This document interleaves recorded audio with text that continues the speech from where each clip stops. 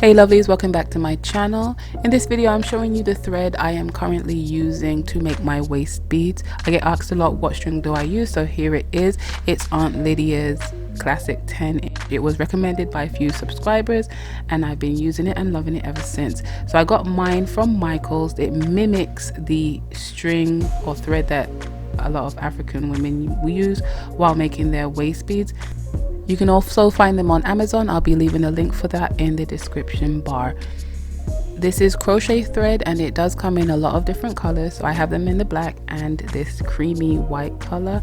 I'm going to show you exactly how I use them to make my waist beads, because I do not just bead my beads onto one string. I usually quadruple it.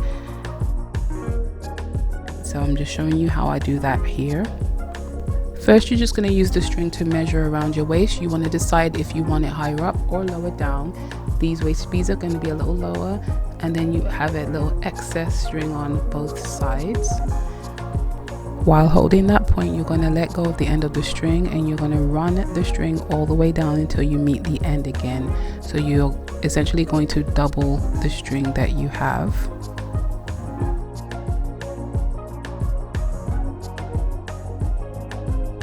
And now when you've meet that part of the string with the end of the string, you're going to pinch that part and open up the string, and you're going to do that again. You're going to pull down the side. I usually let go of the ball by that point because it's just too much to hold. But you're just going to follow it all the way down until you meet the end again, just like we did the first time, and then you snip the end of that string.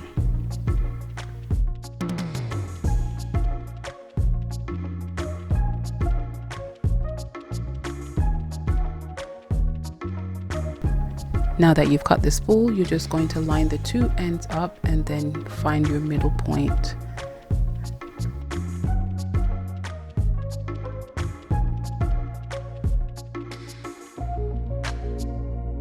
Now that you've found your middle point, you're just going to thread your needle onto your thread until you hit that middle point.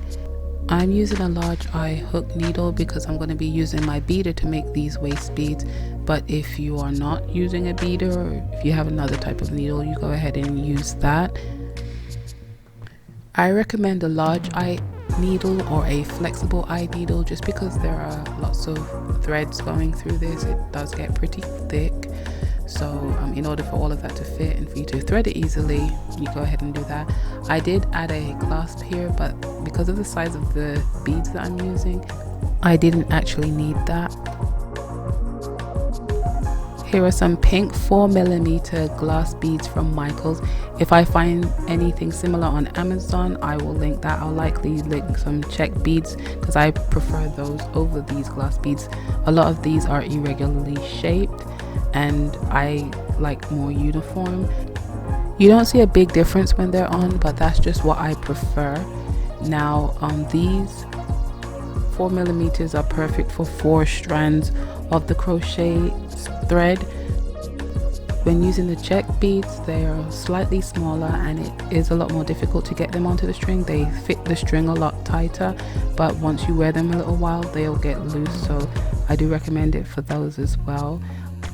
I did want to point out that this pink coloring is on the inside and not the outside of these beads. So anyone that wears pink waist beads, you know that that color tends to fade or strip over time. So I'll let you know how these ones work out.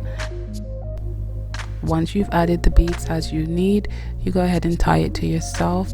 I haven't experienced any breaking with just regular waist beads on this. In a previous video I did mention when I added the crystal charms and things like that, they wore out a bit, but I didn't think I used 4 strands, so this one works out a lot better for me, and they are strong, they're secure, and they are flexible.